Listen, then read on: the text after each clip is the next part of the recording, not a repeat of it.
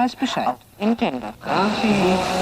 Welcome to the most forward-thinking, inspirational podcast on the planet. Prepare to reevaluate everything you've been taught.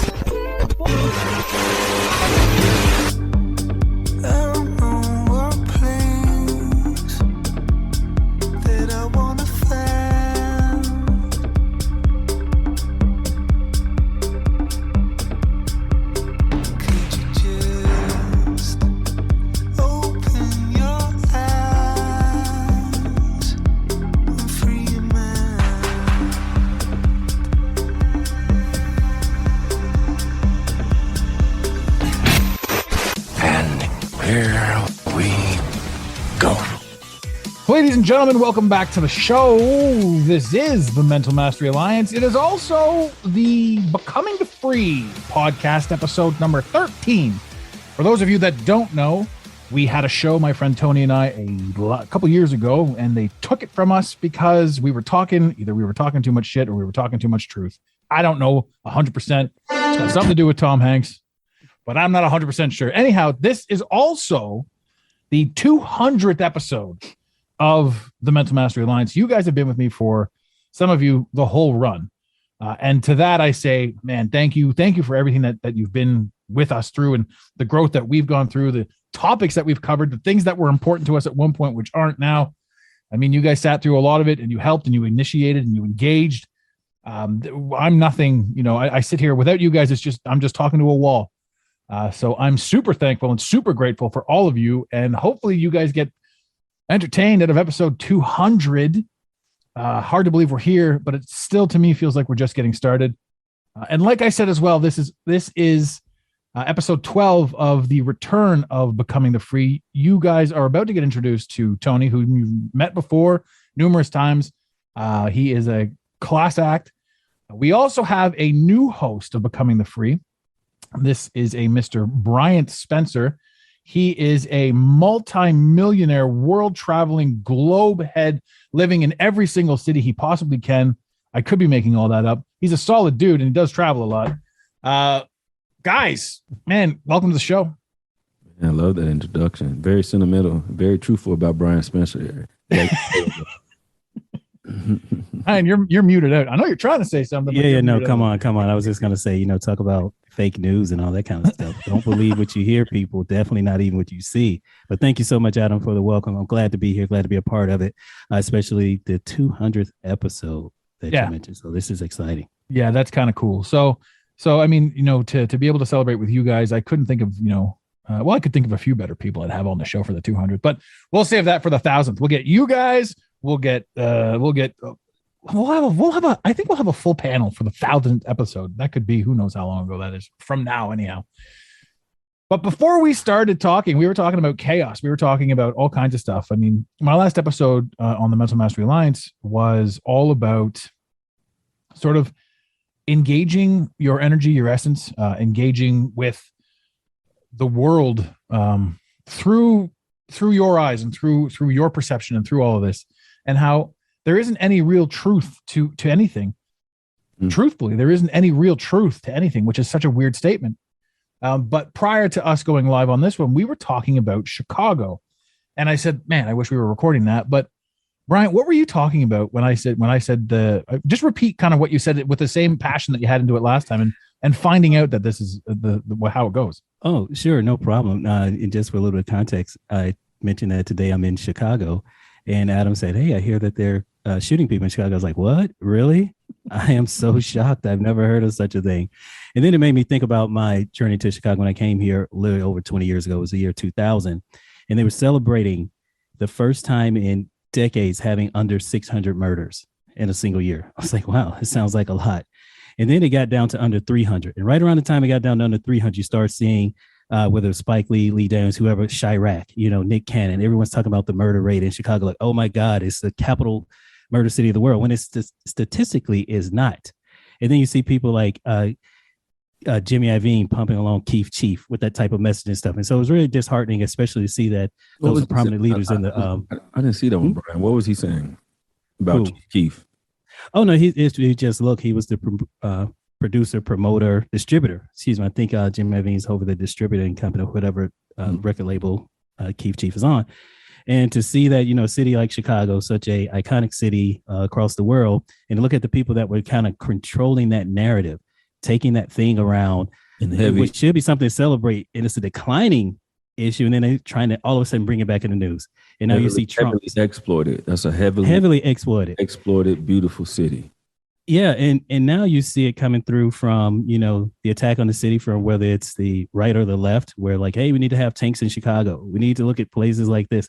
When if you literally look at the episodes of First 48, they're talking martial law. They're talking about martial law. You look at episodes of First 48, the crime is in these poor other cities in the South, Memphis, Birmingham, Alabama, Central Florida, etc. So it was just to see, like I said, how people take things and kind of control the narrative. And I think it's mostly money motivated. And then, like I said, to have people like Spike Lee doing that, which is very disheartening. Most of those cities you mentioned, are those Democratic run cities, would you say? Well, if you talk about places in the South, those are all red states. So for the most part, I'm not sure. I don't think politics has pretty much anything to do with this. It's just, but do you think those smaller states, do you think those smaller little states, look at states in New York and west side of Chicago, south side of Chicago. Do you think they look at those states and kind of portray how they want to be, like their lifestyle, how they want to be? Go ahead. Well, yes. Because I went to St. Kitts a couple of years ago. Okay. And it was a small little area, but it's so funny. Like in the hood, I didn't know I was going to walk through the hood first off. Each on my ears, man, it was crazy. But in the hood, they're really trying to portray the Western. They're really trying to portray lifestyle, Western culture in their, their thugness, the rap, the hip hop. Like they just really fall along with their vibe. And those cultures, the New York, the Philly, the Chicago, those heavily, armed cities. Those cultures are the ones that they're looking at. And I'm not political. I don't want to get the political. I wouldn't know if it was those cultures. I'd want to lean more into it being like it's what they're being shown on the televisions, whatever the media wants them to show. Exploitation. I mean, we're hearing things. It's funny because in Canada, when Canada has its 12th murder of the year, all of Canada, it's on the news every single time that there's somebody murdered in Canada. It makes the news, as per the understanding that we have of what they say. So you guys are talking about 300, 6 to 300 in a year in Chicago alone. In Canada, they lead us to believe that there's only 18 murders, period, in the whole country. We've also heard things about Chicago, and so many people have denounced it, but you've heard things from people in Chicago that live in Chicago that have seen this shit happen, where a random crate of guns will mysteriously appear in the city. No question. In the alley. Yeah, in an alleyway. Yeah, it's in Chicago, you can't own a gun, but everyone has a gun. And they got heavy. Listen, they got heavy artillery, bro. Yeah, so it's showing up. You can think about it in the air. I'm like, nah, that ain't no AK or no AR. You can think about it like the crack epidemic, that Rick Ross, not the rapper, was talking about. Like, hey, how did this stuff get into South Central? Those kind of things. So, just to get back on something real quick, I think you're right, Tony and Adam, about people emulate cultures that are outside of the U.S. But when I was talking about the Southern state, those are U.S. cities. They have their own culture. They have their own vibe. They're not necessarily trying to emulate what they're hearing on TV. You don't what think they so? See from Chicago, this and that. Come on, I live down there. No, you moved Alabama, bro. No. You moved your own way. Listen, most of that stuff comes out of. I get you. No. I beg to differ. Nah, bro. I guess you can listen to the music. You can tell me about some stuff in China and Japan but these little states, Mississippi, Alabama, bro. I'm telling you, no way. I'm telling you. I'm not saying it's like I know everything. I mean, I hear it come out of their mouth. I mean, I am telling you that a lot of things in any place, whether it's the west side, south side of Chicago, or Naperville, Illinois, or the south, a lot of the way people move is out of necessity. So what I was getting to, when you think about these areas and seeing what they're, it's economically driven. You talk about impoverished areas. If you listen to No Limit and Master P or Cash Money and all the things they talk about, they're not talking about stuff that happens in Chicago. I understand that concept. Yeah, I'm talking about from the violence standpoint. I'm not talking about the poverty standpoint. I'm talking about their actions. I'm talking about no. Yeah, listen. I'm agreeing with you. Mm-hmm. So I'm agreeing with you from what they're saying about it's a thing of poverty. It's a thing of they've been put in that position. They're a product of their environment. I'm agreeing with that. I'm talking about in the way they portray, the way hip hop portrays violence and okay. Or whatever. It's a stigma.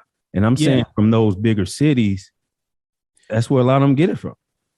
You know, and to agree with you on that, and that's what I was talking about when I talk about Chief Keef and the Jimmy Iovine, and then what happened in Chicago toward that back half of the first decade of the 2010, is that they started marketing that, is what I was getting to. I did fast forward that, and they started making it more things you saw on TV. Like I said, you're blatantly talking about a Chirac.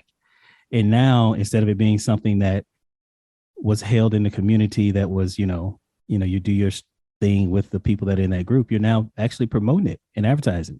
So yeah, Tony, I from that standpoint, I definitely think that there is a culture thing that they have taken out of these cities, glamorized them or highlighted them, if nothing else. And then there are other places that see that, and then they take their strife and try to emulate it or do like, oh, hey, here's what they're talking about. Oh, here's what it looks like there. Let's do that. And also, let's not be, I think that influence also is in those big cities where they start change behaviors.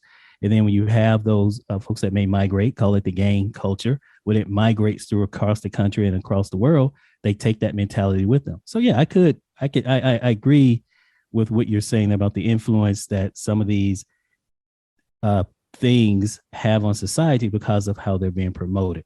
And I did fast forward across through that. But yes, and that's what I was getting at. What was so disheartening was that they were taking something that's a very serious thing that the city and the people in the communities have worked very hard to reduce over decades. If you go back in the 70s, Chicago murder rate was it was like 900 to 1,000 every year. And now you're getting it down to 300 and all of a sudden it becomes news. Where were you back then? Why are you talking about the bad now instead of celebrating like, hey, keep it going. Let's keep decreasing it. Let's reduce the gun violence. Nope. What do we do because we're America? We make it a thing to change a narrative, to get views, likes, watches, views, not watches like you wear, but maybe that too, that now can start having a different dialogue about something that should have been a good thing. And they turn into a negative in my opinion. Another thing that I see with that too is that if they start saying that, like you said, it's making the news and it's a bad thing that we're at 300. There are people like you who know that it was 600, who know that it was 12 and higher. Right. And so when they say it's a bad thing, these are a collective of people that may be like, well, we've tried, we've tried and we're only at 300. So let's just keep going back to the way things were. Let's just not be as tight, and if the end goal by the people that are pushing the narrative is to sort of is to be population control, division is one of the biggest ways to do it. And then division, when you don't know any better, like you said, some people find the culture and they carry it with them. Anyone that's trying to get out of that life, that moves across country or what have you, they'll take their ideologies with them. They'll take certain things with them and they'll hold them true until they see a different way, a consistent and repetitive different way. So certainly I think that things would get sort of watered down as you move out. But I mean, we're talking about crazy things. We're talking about the media literally doing what it can to make sure that we stay in a certain mindset, a certain frame of mayhem, ridiculousness. I mean, I saw yesterday or today at some point, bloody Ben Stiller, who nobody cares about, was quote unquote over in Ukraine, hanging out with Zelensky, talking about, I don't know, what they were going to do in an active war zone. He's doing a photo shoot. Ben Stiller, the actor? Ben Stiller, the comedian. Yeah, that nobody cares about, right? All of a sudden he's over there. When I say nobody cares about, I mean like Hollywood's dying. Hollywood is it's not, and isn't what it used to be. Why would I give two shits what Ben Stiller has to say? Right now, somebody could easily say, well, why would I give two shits what you have to say? Well, you wouldn't. But I'll tell you this, if I was a proper activist and if I was in full on belief of what was going on in everything, and I said to myself, I want to make a difference, I want to help, and I had the power and ability to sit down with Zelensky or whatever the story goes, I wouldn't need it on television. I would quietly try to do whatever I had to do.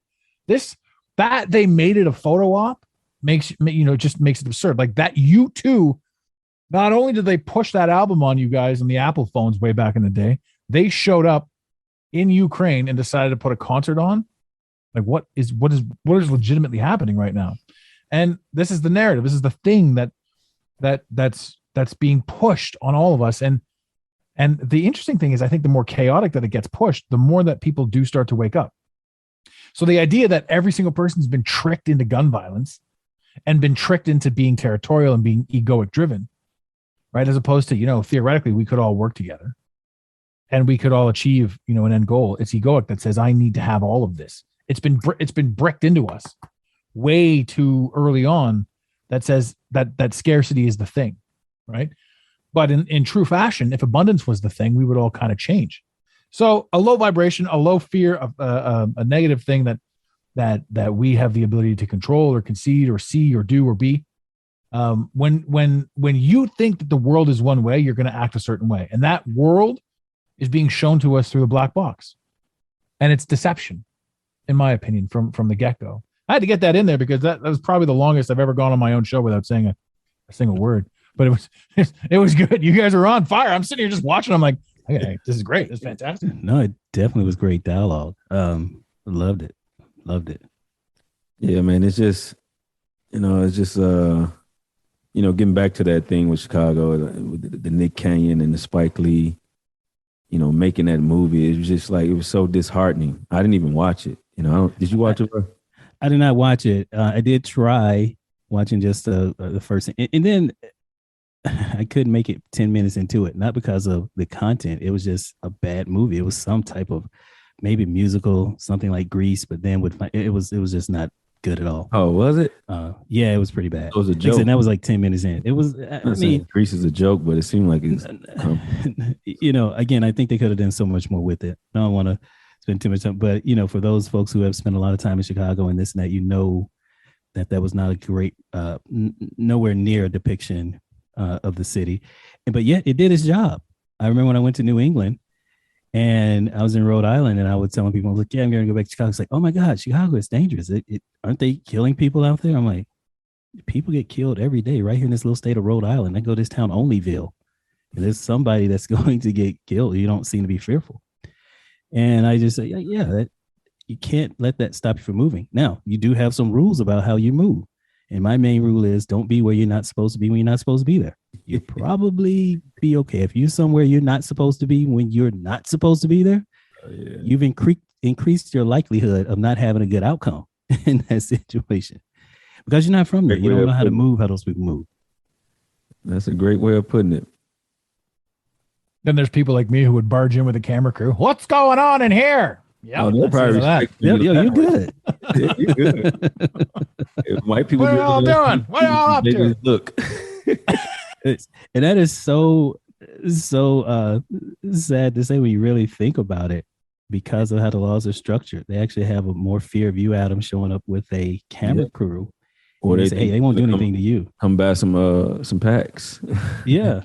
Versus this guy knows something. This guy wouldn't be here if he didn't know something. Yeah. Well, because the penalty is much more severe if something happens to you versus me in that neighborhood. Value proposition is different. And we know that. So that's weird. Actually, now that you say that, like I joked earlier, but I mean, that's true. I mean, there would be blowback if something happened to me. Big time. Especially with a camera crew. But then again, if everyone traveled with a camera crew, there'd be a lot more safer people. Well, Texas believe that's true with the gun laws. If everybody had a gun, nobody would use it. I believe in that 100%. I 100% believe that if everybody had a gun, everybody would be safe. Because you know what? That's the thing. It's not too many carjackings out here. No, they carjacking because they know you ain't packing. And the thing about it out here, a 60-year-old lady that's sweet as pie will pull that 40 that Glock 40 on your ass. There's a 1 in 4 chance you're getting shot if you try to take somebody's car. So why take that risk? But anywhere else, you just take it. Nobody's going to do anything. I think education is needed, though. I do think people need gun understanding and the reason behind it. I think different classes of getting your concealed and carry permit. I think that's a good idea. I think everything needs understanding, not just it's not no black or white area. It's a very gray area, very gray area that, but at the same time, we got the right to bear arms. I mean, that's no question. And we shouldn't have to talk nothing else about that.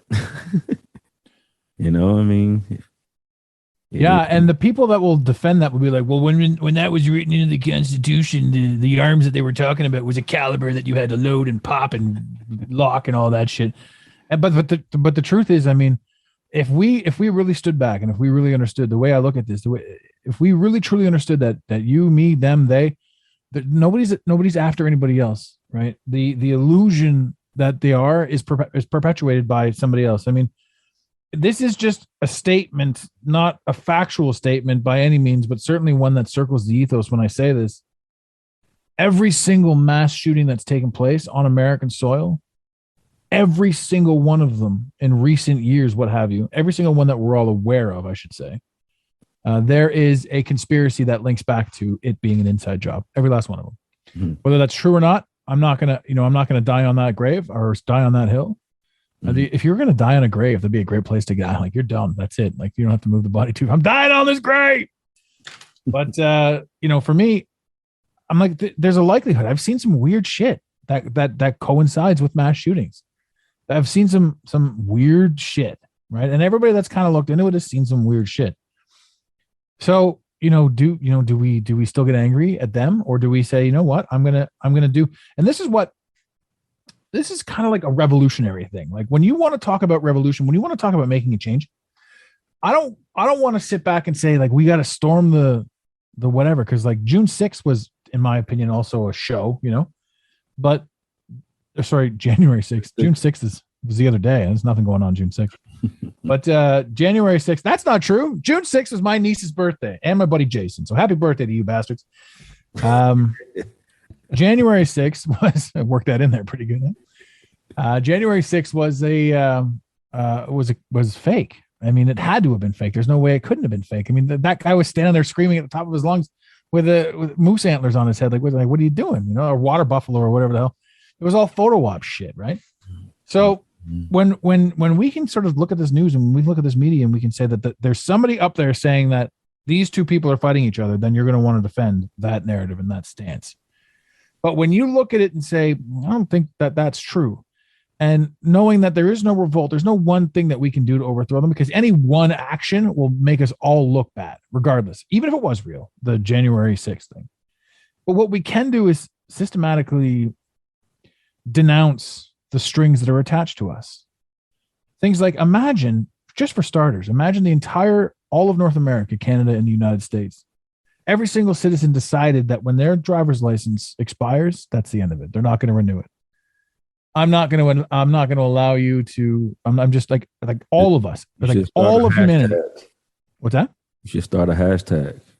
Yeah, right. It'll go well until it gets shut down. There's not much I can do on Instagram anymore, anyway. So, but that's the thing. Like, if that were a possibility, then that's a very silent revolt. And it says, I don't agree with your driver's license policies anymore. And it changes the way that people function. Everything okay? Like, what's going on back there? I'm freaking out myself. No, you just keep looking behind you. I'm like, somebody's coming up on this guy. I thought I had my VR headset on. I was in the metaverse. I'm always looking behind me to see what the hell's back there. So sorry about what's that. Going on? Coming in today, man. But yeah, so I want to talk about that VR thing in a second too. But and yours comes tomorrow, right, Tony? Actually, today. It should be here this evening. Oh shit. So imagine that we all just decided that, systematically none of us are going to get our driver's license back. It changes the way that they have to function. And then we decide that we're not going to get this and we're not going to get that. And we're not going to renew. We're just simply not going to renew. We're not going to renew what they want us to renew. We're not going to let these be strings on us. That's revolution. That's change. And there are people that are so enamored in the system that they're like, no, if you do that, then who can do this? And I have to defend this and that. And this works for us. And the government paid for our roads. I mean, I get it. I get it. It takes a lot for the average layman to come to these type of understandings. It's just, they're heavily inundated to obey, heavily inundated to, like, they work so hard for, to get to the point they are, whatever job position or like their title, and they won't dare buck the system because they got too much value. Which follows in suit. Everything you own eventually owns you, and because of all the things you have, you're now still a permanent slave to that system. Man, having no fear is a beautiful way to live. Absolutely. You know, that's a great word you guys use, the system. You know, we don't really understand that from birth. At least I'm speaking North America, you're part of a system. You're born into it. Yeah. You're born into it. You're taught it. You live it. And then, like you said, Tony, it's hard to get out of that. And people don't understand that, no, you're part of a system and a process. And it's like a lot of things are on autopilot, like the little simplest things you do. Like you say, to buck the system, you'll say to yourself, this is crazy. It makes no sense. Why am I doing it? Yet you'll go ahead and Yet there you are doing it. Right. Why am I standing in line for this dumb thing as you're standing in line for that dumb thing? You know, we're in a hypnotic state, you know, in a very, very much hypnotic state, being programmed on the regular, you know, even the more with social media now, you know, so it's just, you got to find some time to be subjective to the person that they normally are, you know, like they got to go down uncharted road and turn around and look and see like, hey, this is how I've been acting, this the life I've chosen to live. These the friends I've chosen to hang out with. This the religion I chose to believe, and this is the way I chose to think and understand that those are just that was just who you were. You can be somebody different. You can stop right now and just say, we're done with that. You can do that, and that shit that blows people away. Yeah, and you know, like I said, that programming, there are little cues that they give us out there that we abide by. Think about the queuing of a line. They set up a nylon rope, you know, no more than 1 millimeter thick, and you don't cross it, or you actually stay in that line and start herding as a group. But you automatically know, like what that line represents and means. That's why they say, I'm gonna draw a line in the sand, don't cross it. You actually aren't gonna cross it because you've been programmed that that's a line. You don't cross it. Bro, during COVID, there was no lines. They didn't even use the rope. They just put stickers on the floor. Follow these patterns. Yeah. We're standing on the sticker. They're like 6 feet apart. I'm looking like, that's not even 6 feet. But yet I'm standing on this damn bubble. What the hell? I'm safe over here. I'm safe. I do what the government tells me to do. Fiddly-dee. But think about it. Funny. It's actually really, it's kind of funny that like every single time we mock a stupid person, it's always a Southern accent. No offense to you Southern people. That drawl is sexy. Man, I love Southern people. They're the coolest. But you're a Southern people now. Yeah, I mean, I'm a little bit of everything. But yeah, get back to what you're saying though. Like we laugh at that type of stuff, but man, these people are really their mental is really locked in. You know, they don't see no way out. You know, and now you're getting all this, you get this war thrown at you and all this other shit, you know, it's just, you know, I didn't even know about the stuff you were just saying about Ukraine, Adam. I didn't even know that stuff was going on. I just stopped following it altogether. But that's interesting that they will have a comedian. It's like, what do you got a comedian out there for? Yeah. You know, why? You know, and I tell you honestly, you sent that Justin Bieber. No, Brian, he sent another. Oh, you seen it. When he said it's too soon, yeah, really, like.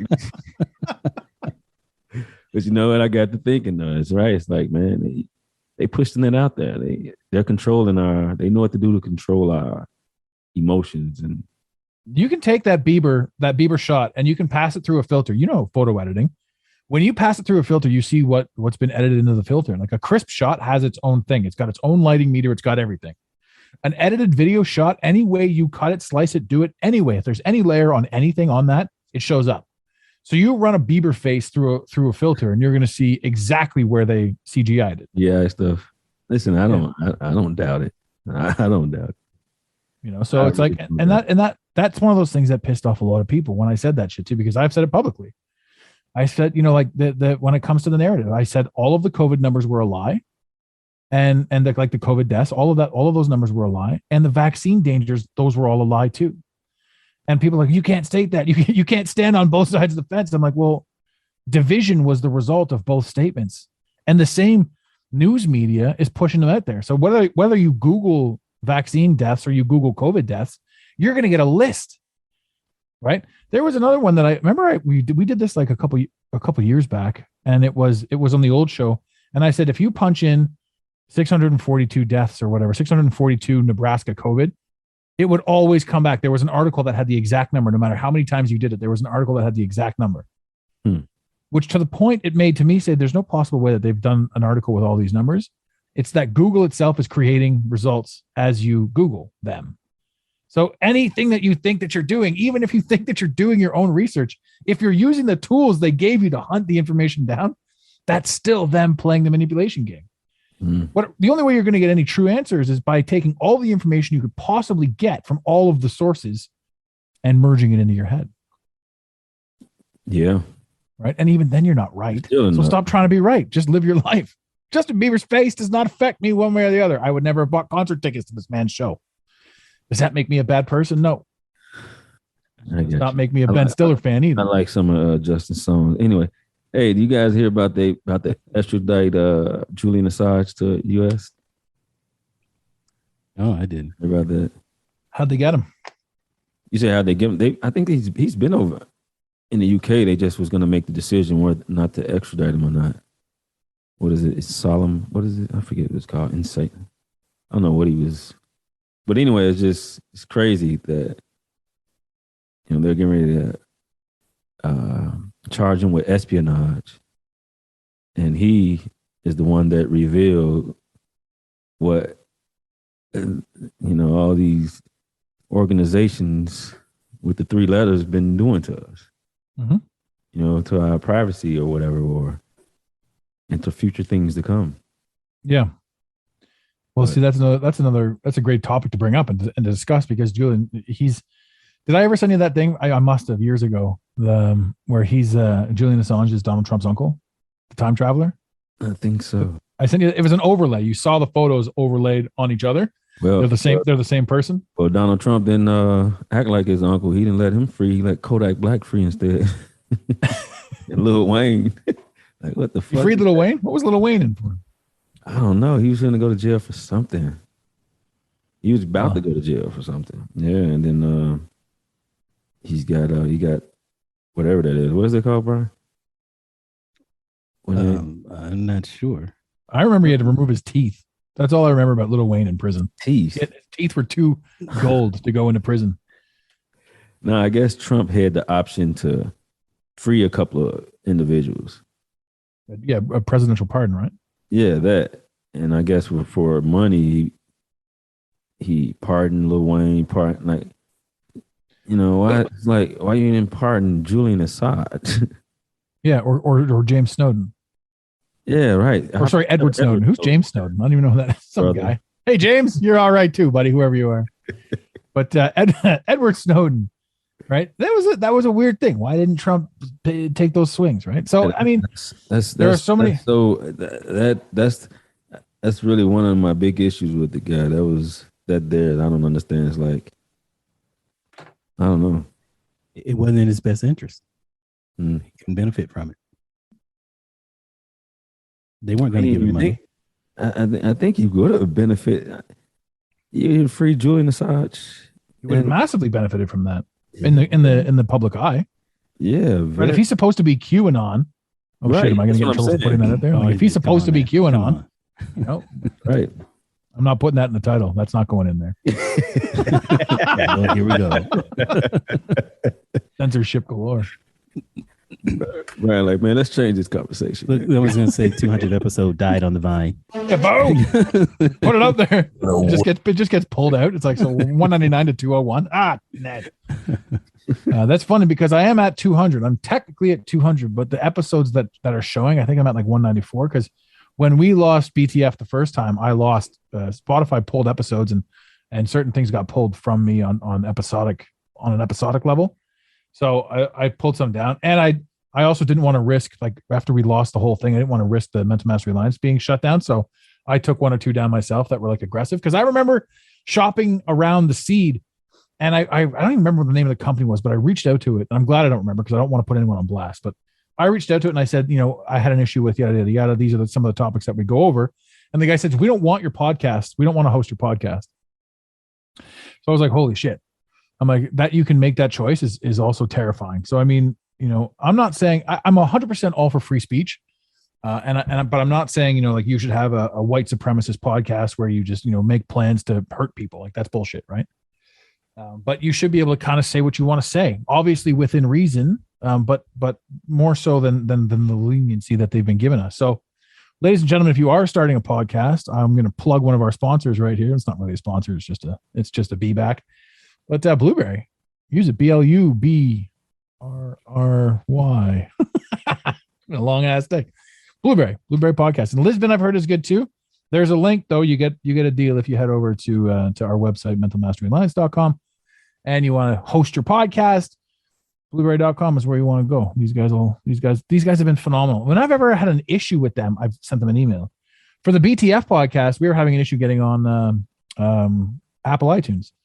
So I talked to them. He goes, "No, you got to do this, and this. Go through it this way." Like the guy took the time. Every time I reach out to Blueberry, I feel like I'm hitting some guy up in his basement. Like he's just replying to emails. They're that personal. So there's a huge plug for Blueberry hosting on the podcast. I don't even know what we were talking about anymore. I'm just so excited to have everybody here. Episode 200. It's a good time. There's a few things I want to talk about. We're going to see if we can get the Conscious Beard Man from the Instagram on the show. He did say call. So if anything, we've just name dropped him. He's a good guy. He's all over the place, but we may give him a call in a bit. He has yet to reply to me, even though I told him we were doing this. And man, leave that guy alone, man.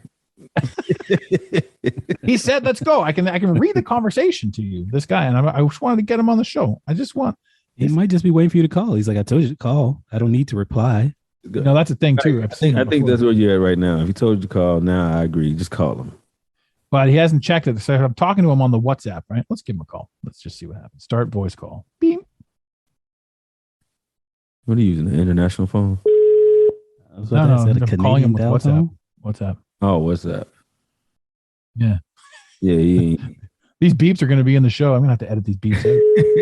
But I probably won't edit them out because we've been talking for a while. I may not be able to find them. But if you hear me talking about beeps, ladies and gentlemen, there's no beeps. Just know that I edited them out for you. Yeah, that's it. We tried. I was going to talk a little bit about everybody's sort of focused on their own thing right now. I threw the vibe off the energy. Too many damn beeps. I wanted to talk about two things. We are tech savvy. We talk about a few things over on the BTF podcast because this is a show that is spiritual. It's environmental. It's fucking everything we want to talk about. We put it on there, and it's going to be huge. So again, guys, if you've been listening to this show and you want more Tony, Tony, you've always loved his shows. We got 12 episodes now, and we're doing it every week. We're doing our best to stay on tune. On top of that, and you're going to be able to connect with us. We're going to have some videos up there. It's going to be a lot of fun. Lots of work going into a lot of things behind the scenes. So there's going to be a lot of really good shit coming down the pipe. And especially now that we've got Bryant with us, this guy is an absolute next level. He's a master. He has all kinds of skills. And sorry, I keep doing that. That's okay. Seems like a good guy, though. Yeah, I know you have a fascination with me. I'm starting to think you might love me here a little bit. Well, we went over that. I say something, they kick me. We off went the over show that. here. You're a close second, but it's definitely Tony. He comes in first. Have you heard that voice? Come on. You know what? He almost got me. I had a laugh. It's 100 odd degrees up here today, and like with the humidity and everything like that. And I'm in the garage trying to get a workout in. I'm like, I'm dying. And then I come inside and I see this special weather bulletin with regards to like the air quality. I'm like, oh, for Christ's sake, no wonder I couldn't lift anything up. Still exhausted from it. It says 100 degrees out there now, huh? Roughly with the humidex, it says it's pushing 38 up here. Maybe. Man, speaking of that, happy summer solstice. Today is summer, first day of summer. Hey, that's all right. Happy 200th episode on the first day of summer. I didn't plan that, but I'll take it. Actually, that's a lie. This on the Mental Mastery Alliance, this one won't go live until Friday. So everybody's recorded on summer solstice. So something recorded on summer solstice. So all of you who follow both shows, I'm sorry to have let you down because you're getting the preview on BTF. It's coming out first. And there are a few of you that follow both shows, and I thank you for that as well. We have a really good Canadian audience. I'm interested to see those metrics for that, those insights for that. We're still building them up, so there's not really much to show. But yeah, I'm not. I know we're just when it gets there. Yeah. When it starts populating a few places. Yeah. I can get you the logins. I'm pretty sure you can log into it. Yeah, or you could just screenshot them. Yeah, that works. Yeah, but so you're sitting there. Here's a topic. you played with the Roadcaster. This is a thing that I absolutely love. To anyone starting their podcast and working on their podcast, there are so many tools out there that you can acquire that make your job easier. Tony picked up the Roadcaster. He finally got it after so long. He finally picked up the Roadcaster, and then literally the next day, there was an announcement of the Rode 2, which was perfectly timely. So did you get the opportunity to return it? Like, you made the window, right? Oh man, I made the window. I didn't even think I was gonna make it. Yeah. This one came in Friday, June 17th. I shipped the other one back June 18th, the next day. So perfect. But man, it was a mean learning curve. It's definitely different. It's CPU based, so Wi-Fi. I mean, this thing is stunning. It takes a lot longer to boot up. With the other Rode, it's just you're on. Turn it on, you're there. This one, CPU is just, but it's worth that little time it takes to to boot up. So once it boot up, just leave it on. I'm really exactly. I'm right. Yeah, mine. Yeah, I just turned mine off because it's too many lights. But I'm excited to get into play with it too, because you do a lot of your own music, And interestingly, the iTunes thing was like, they asked us. They're like, do you have any third party things out there that you don't have the rights to? Like, I had to answer these questions with regards to iTunes. Mm. I was like, well, you and I made a point of saying, no, this is 100% us. Like, you produced the intro. And it may change. It probably will. We'll work on it. We're going to produce the outro. It'll be your girlfriend probably. Outro chatting. And then, so like, we don't have to do any of that, but you play. So this thing is like, it's built for that. Have you played with it with regards to, getting some other sounds in there? Oh yeah. Speaking of that, I got, which one was sound effects. I was waiting for this. Here comes the toilet. Yeah. Can you hear it? Oh yeah. Yeah. Yeah, I put that one in there, but yeah, no, man, it's got some great effects, but for some reason it's not coming through right now. But only the other sound effects, only the buttons, like, but it's probably my error. It's probably something I'm doing wrong. So like, it's a major learning curve. Be prepared to learn. Like, I've thought about it. I had it sitting in my cart, and what was it? It was like $1,100 up here. And I had just picked up the Mavic Mini 3. So that's like, I'm on pre-order for that. So that's coming, and I'm really excited. Oh, you got that, huh? Oh. Yeah, it's coming. Yeah. That's a cinematic. What is that? 4K?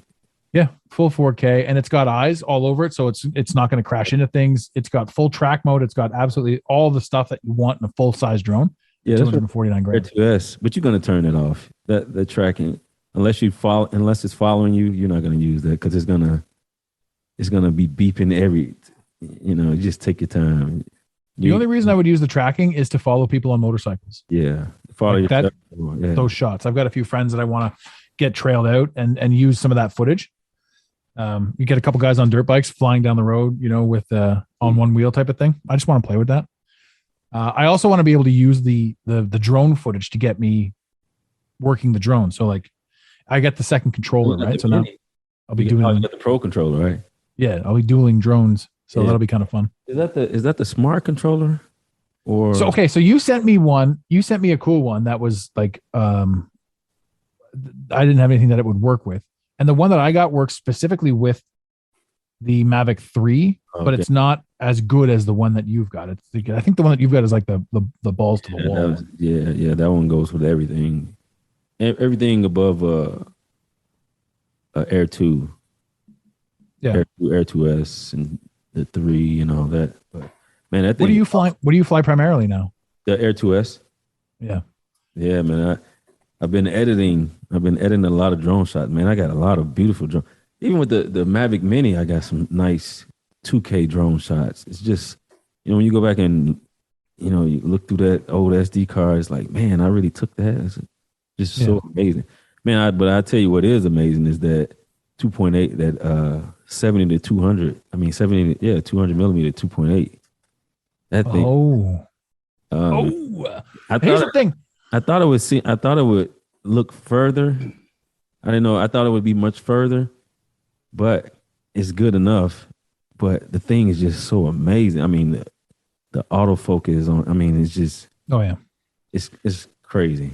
Because we were looking at that stuff, and because my algorithm just picked up on that, we were talking about it. I had to then pay attention to Canon, And I did, for the sake of like, that's what you shoot with. That's your family. And I looked around and I'm like, man, I'm so confused. You've got EFs and RFs. You've got 7200s on multiple levels. Like you've got a 7200 that's worth $800 and then a 7200 that's worth $2,500. I'm like, and it's like, I'm looking at the F2s and it doesn't even make too much sense to me. Like the Canon learning curve, the Canon system to me is like so next level. I wouldn't even understand it completely.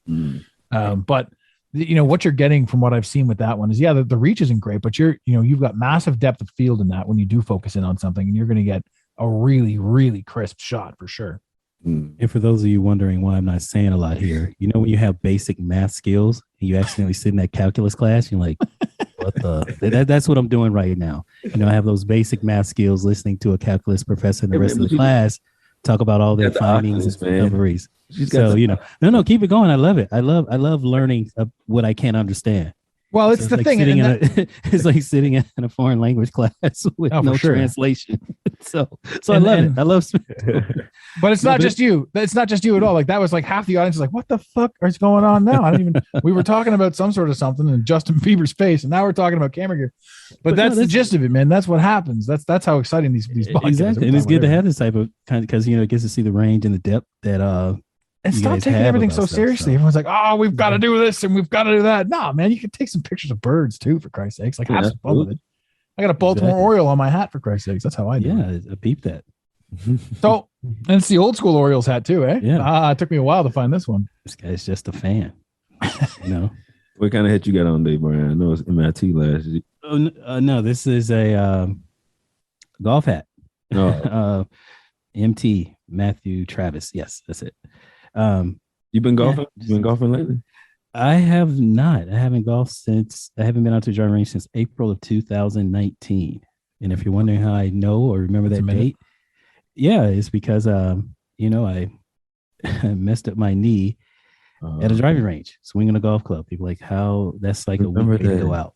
They ain't been the same since. Haven't been the same since. So hadn't been out much. Do you walk with swagger now? With a limp, if that's swagger, or gimp, I should say. Yeah. just throw it back, don't you? Yeah, that's right. What happened to your leg? A golf, motherfucker. That's right. You don't understand this. You're afraid to swing now? Yes, I am. Shit. I'm afraid. Just like afraid of walking down the street in Chicago. What do you think? Guys think Chicago's bad? That driving range is a bitch. Don't go out there half cocked. All of a sudden, we're on a Fresh Prince of Bel-Air episode right now. That driving range gonna fuck you up.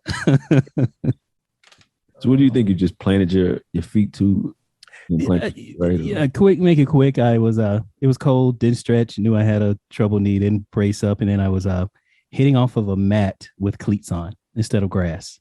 And when I rotated, the cleats got caught in the carpet or the mat, and there was not much give. So my foot stayed planted, and my rest of my body and knee went the other way. And so it was already a damaged knee anyway. So long story short, you were golfing over 40. Pretty much. Now you got way over 40. And I found out I'm not that good at that. That was a VR experience. I went into a mini golf room and I couldn't putt for shit. I'm like, what the? Come on. Did you do mini golf on the? I haven't done it yet. I did. I did mini golf. Yeah, not bad. The craziest thing was like it set up like a mini golf course, so you got railings, obstacles, etc. I kept trying to walk downstairs and lean back on the railing that wasn't there. So you know how that ended. That would explain the head contusions. Exactly. I get lost in space.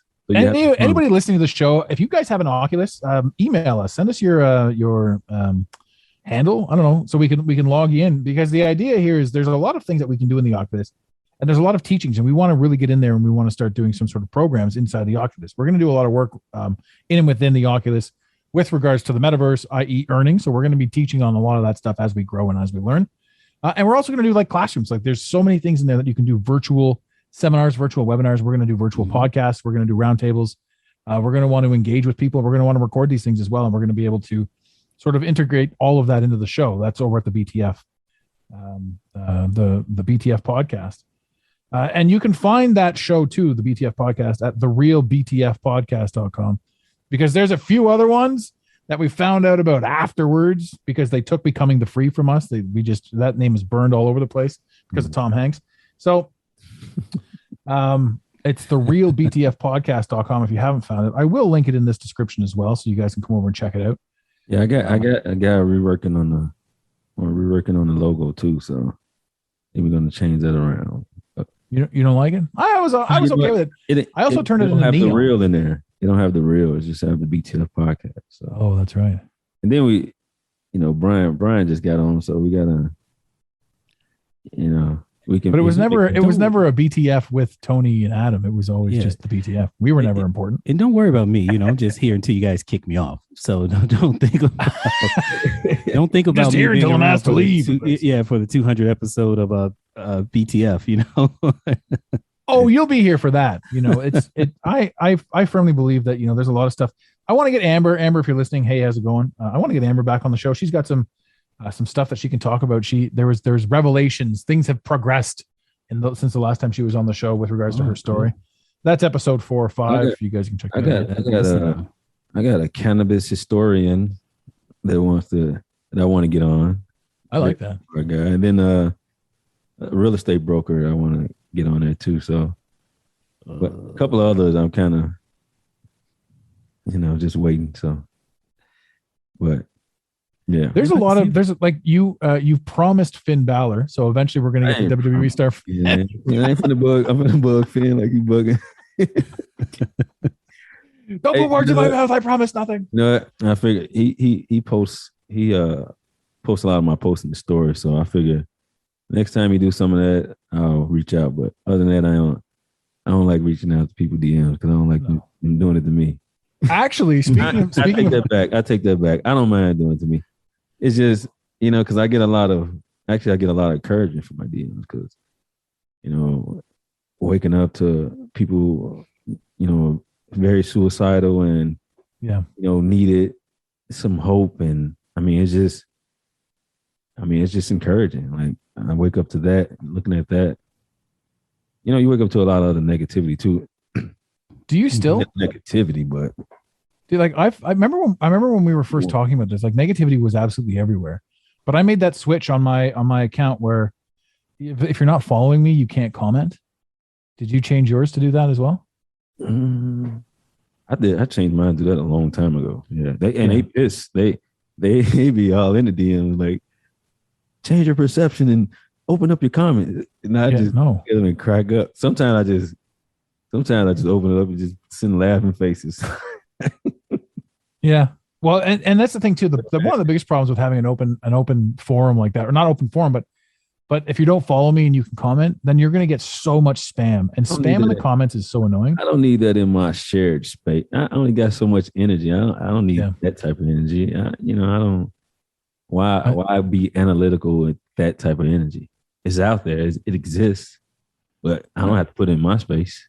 No, and plus you're at over, you're close to 1 million now and these people that want to shit on you are hilarious. Like why would I, but they expect everybody to see these things. Over 1.5 million. So you have 1.5 million? I mean, no. In total. With herbs and alchemic and geek thugger. I had a laugh. I had a laugh the other day. I don't know how I found out, but I was like, hey, wait a minute. Fucking Tony's not even following me on Instagram anymore. Man, I had to separate from you, man. I know. I looked at this shit. I'm like, I'm so fucking hot on Instagram that I lost my best goddamn Instagram friend. He's like, I want nothing to do with this shit. Like, well, we go. I'm his friend. Yeah. No, I'm not mad about it at all. But like, it makes sense. Like, you've got a business over there, and there was a lot of people that were like when the algorithm dipped and when the numbers went away. Like, I officially had my very first post that went over 10,000 views. So I was like, hey, that's kind of cool. That's never happened to me before. So even though the algorithms changed and I'm shadow banned yet again, there was another one that hit me. They said they pulled something because of some copyright music. There was something I posted in 2020 or 2021 about something. And they're like, we're taking it down because in that thing that you posted, there was a song by somebody that I'd never even heard of.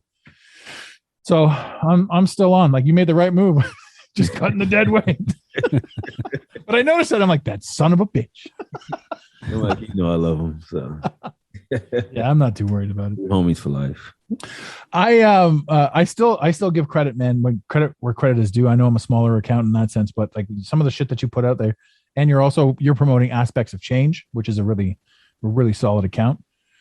So that's that's the good stuff. You don't have to worry about me talking about it on the podcast. There's no intertwining in that sense. It's not like an Instagram censor's listening to the show right now going, we got another one. It feels like that some days though. It really does, man. What's that? What part? Just that Instagram is like, it's like, no, like it's like Instagram is like, it almost feels personal. I know it's not. I know it's just an algorithm. And I know that if I change up my material and if I change up my stance and if I sort of give the best version of me, that it's kind of irrelevant. But I have a laugh that sometimes, I'll put something up there and just because of the system alone, like you'll get 42 engagements, me. And then on the other one, you'll get 10,000. Like there's no rhyme or reason anymore to the chaos that I put in there. Mm-hmm. So now I just have fun with it. It's not necessarily a business for me anymore. I used to think that I needed it, but I don't. Now I just have fun with it and I just sort of create and all kinds of weird shit up there. No, that's what I do. I haven't made money. I've been turning money down, like, just trying to change it up. I think I told Brian about it. Mm-hmm. I don't post psychics anymore, even though psychics was good money, but I'm just restructuring it. Got a couple of things that's going to be coming out, just slowly putting things out, that we're creating. So going in a whole different tone with it. So it's, I'm excited for it. I enjoy it because, the encouragement factor, it encourages me sometimes. Sometimes I look at my shit like, I posted. All right, good. Let me take that on myself. Yeah. I had that conversation earlier today, and a lot of your stuff, for example, if we're just talking about you, a lot of your stuff is unique. In other words, you invented it, you created the meme, and a lot of your stuff is borrowed, as in like everybody else that does memes. And I just try to change it around a little bit. But the interesting thing about that is when when you're sharing, you're in a spot where you're like, what do I resonate with? What do I like? So you're out there and you're literally living in the environment when you're looking for the memes to share. So you're looking for encouraging memes, and you'll look through 1,000 of them. They're like, meh, that's great. But, not perfect, but you have to live in that ethos. You have to live in that environment to create these things and to share these things. And I really like that. So to me, the Instagram account and being as positive as we are on there, and it's still funny, it's still jokes, it's still everything to me. Like my whole personality now sits inside the Mental Mastery Alliance on Instagram. And I'm really happy with that. Whereas before when I was younger, I had to like post what I thought they wanted me to post. Right. And that was when the algorithm loved me. And then I sort of started changing. And then the more I kind of really did change, the happier I was. So I've been stuck at 37,000 followers for about just over a year. And the interesting thing about that with me is you had 40,000 one time, right? Oh, I've lost quite a bit. Yeah. I think the highest I got to was 41. And then they kiboshed me big time. They dropped it right down to, they're like, it's just all of them. It's just systematically, like no matter how many followers I get, and even the algorithm, it's like, you've got this, and this, my numbers just keep dropping. But I've stayed in the 37,000 mark for just over a year. So whether I'm up or down, whatever it is, I mean, it seems peculiar, but the interesting thing is 37 is one of my all-time favorite and lucky numbers. So if I'm going to get stuck anywhere, I'm really happy. Be stuck there. To be stuck at 37. Yeah. It's better than 38 and it's better than 36 to me. I'm like, I'm okay with this. I'm okay with this because I'm getting my message out.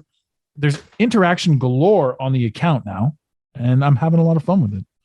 So it's nice to be able to do that, to have that fun. And I'm actually really excited to see what you're going to create too, because you've been a trendsetter in a lot of things. Like you've led the way, and your own creativity has come out a lot when it comes to how you're going to utilize earning from an Instagram account. It's a simple app that we were all able to download once upon a time, and what you did with it, how you were able to utilize it is pretty impressive. Thank you. You're welcome. Very much so. And that story gets a little deeper. I was just talking to this guy a few years ago. He was talking about car washes and laundromats. So those are the kings of making money, though. We'll say those for another day. Much more tedious, though. Hey, that's funny you say that, Brian. I was just looking at an old car wash, like those self-service car wash. Yeah. And I just seen one out here that I was thinking about putting a bid on, redoing. Hey, Those things make some good change, man. I mean, it's just they do. you just put it up there and just does its read the thing. equipment and just let it work. Yep. Get a landscaper to come in there, and I guess you got to go collect the money. That's probably about. It's all digital now. Yeah, people are just tapping their cards now. Yeah, I see that a lot now too, man. A lot of places not accepting cash. How y'all feel about that? It's illegal to not take my money.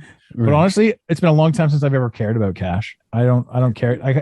I used to be. I was the guy that had a wad of cash in my pocket. Now it's just a pain in the ass. Like I don't have that anymore. Yeah, I just keep a couple dollars for tips. I'm the opposite. I never really cared a lot of cash, so this works perfectly for me to have people to not have to carry cash. It's so funny. Before this whole digital currency and credit cards, etc., I used to get annoyed when I'm in a grocery store and someone's writing a check. I'm like, oh my! Wait a minute! God. I said golfing over 40. Were you golfing over 60? Like what happened? Cutting checks in the grocery store. It wasn't me. I was watching it happen in front of me. I'm like, it's almost to the point. Like, I'll just pay it. Just go. Elderly Like, people doing geez. it, though, right? Right. And I have to be respectful and wait because of the system I was brought in. And you can't just shove an old lady or an old guy out of the way. They're taking too long writing a check. I'm surprised Frowned that upon in some any places. store that I'm surprised any store that even held them. Oh, Like that yeah. they would accept checks. I'm pretty sure. You know what? Accepted. Yeah. I mean, it's Yeah. still tender currency. What they call Legal tender. Speaking tender, that's of currency, I know you guys have places to be because we got a late start and we had technical issues at the beginning.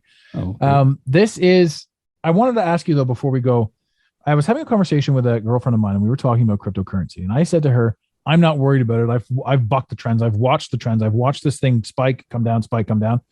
I've said, we're sitting in a position right now where it's not a buy point now. And it still has to fall a little bit, but the next spike in crypto is going to be through the goddamn roof. Mm-hmm. And she's like, oh, I'm too worried about it. I'm like, that's cool. You can be worried about it.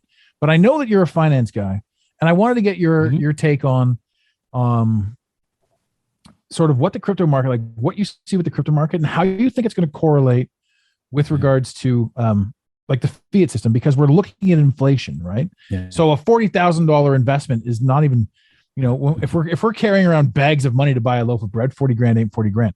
And in crypto is based right now primarily on the dollar. It's like the value of crypto is a ton of the dollar. Mm-hmm. But eventually one crypto is going to be one crypto, sort of whatever coin or token that you're in, and the agreed upon value to it. Do you have a take on that, or what do you think on that? Well, I do. I've watched crypto or blockchain for a very long time, and Tony and I have good conversation about it. He always thought I gave the impression that I was anti-crypto. And I wasn't anti-crypto. It was just, I was thinking about the currency as a whole, saying, hey, do you pick one? Bitcoin, Dogecoin, whatever it is.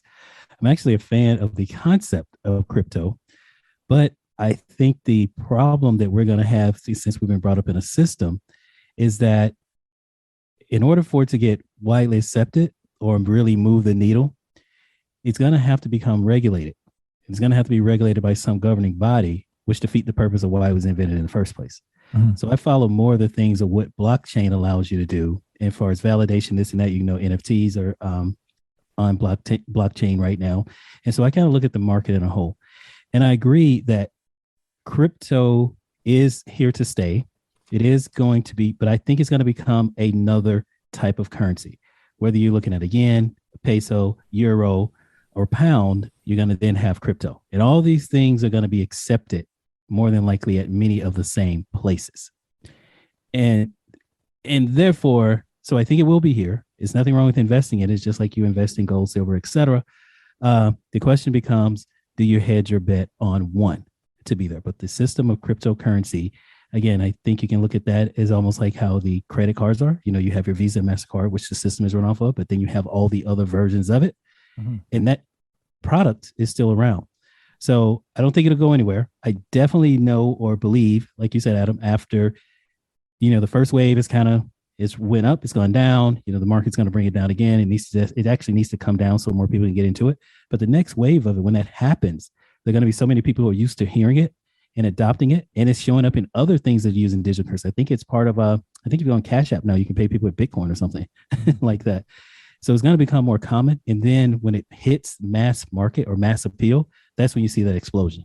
Yeah. And so you want to be on the front end of it, which would be coming out of recession. And like anything, when things go down, they go in that peak, that valley, they start to come back up in that peak and they actually get larger than they were before the dip.